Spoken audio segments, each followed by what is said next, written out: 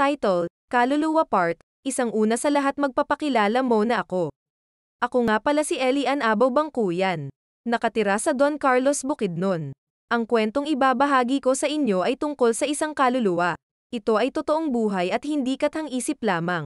Isang araw tanghali noon habang nakahiga ako ay napag-isipan kong maglaba para naman sulit ang araw ko para sana may susuotin ako pag kinabukasan at noon nga pamunta na ako sa likod ng bahay para maglaba.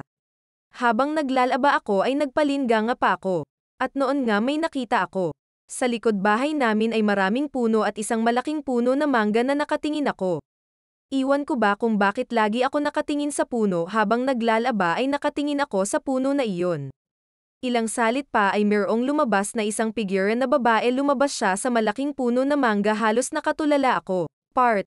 Dalawa ang suot niya ay isang mataas na mistida na itim tas nakakambong siya ng itim na tila sa kanyang ulo at naka-side view siya.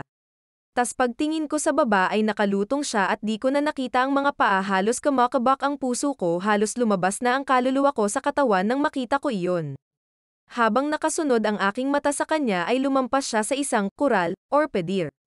Kaya lalo kumakaba ang dibdalawa ko wala pang oras ay tumakbo na ako sa kwar at nagtalukbong ng kumot.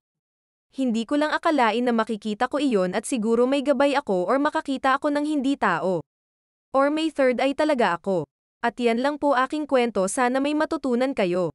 PLs follow my page para palagi kayo updated sa next story. Salamat po sa pagbabasa smiley face.